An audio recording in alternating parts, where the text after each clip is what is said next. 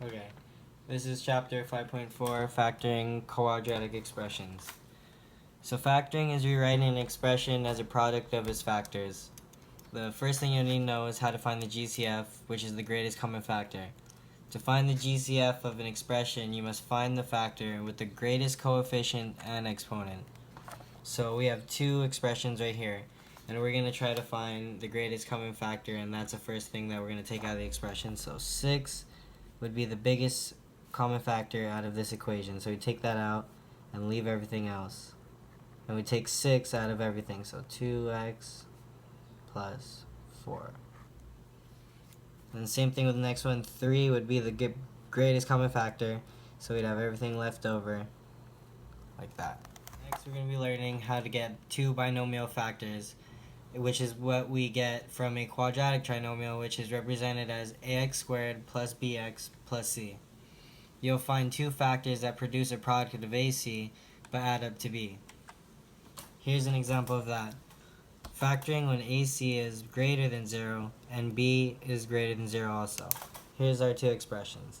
So first we're going to get into two binomials. So we have two x's that we get from this equation, and we try to find what two that produces a product of AC but adds up to B.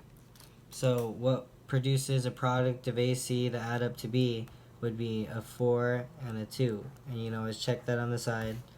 4 plus 2 equals 6, which is... Okay, now we're going to be factoring a trinomial where A and C is less than 0. So we have the equation x squared minus 10x minus 24. So we get two x's and a minus sign and a plus sign because these are both negatives.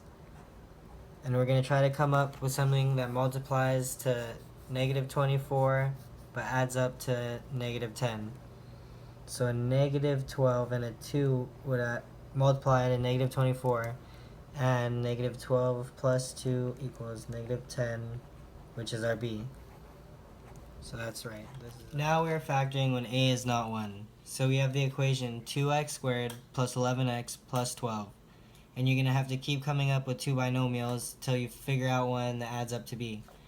So the only thing we can have here is a 2x and an x. And they're both addition signs because that's what we have here in the first trinomial. So let's think of something that'll add up to 11 but multiply to 12. A 4 and a 3 multiply up to 12. And we can see if we can get that to add up to 11. If I put the 4 here, this will be an 8. And if I put the 3 here, that'll be a 3. So when you multiply this out, you distribute 2x squared plus 8x plus 3x plus 12. 2x squared plus 11x plus 12. And if that comes out to your original equation, then it's correct. Okay, now we are dealing with factoring equation when a is not 1 and a and c is less than 0.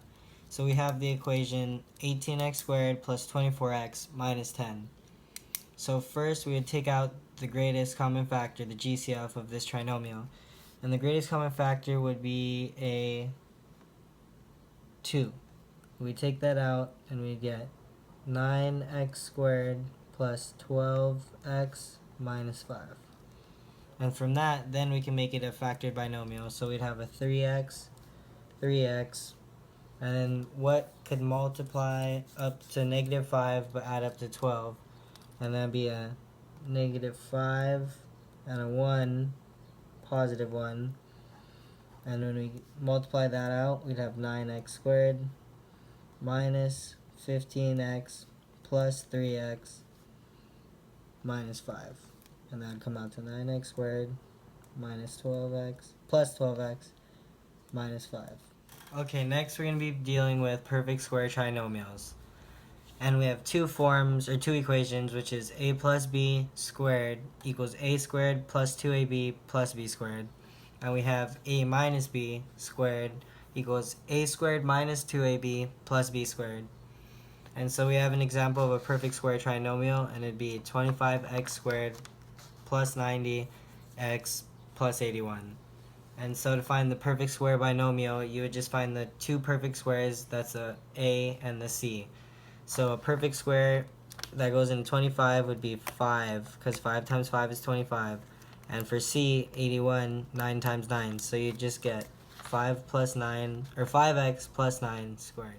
Okay, lastly in chapter 5.4, we have the difference of two squares, which is the equation a squared minus b squared, which comes out to two binomials, a plus b and a minus b. So here's two examples. We have x squared minus 64 and x squared minus 49. And so to get the answer for this, it would be x plus 8, x minus 8. And when you do that, you multiply it all out, you get x squared, and then minus 8x plus 8x minus 64. So these two cancel out, so you'd be left with x squared minus 64. Same thing with this one. You'd have x minus 7 and x plus 7. And when you check that, it'll come out to x squared minus 49. And that's chapter 5.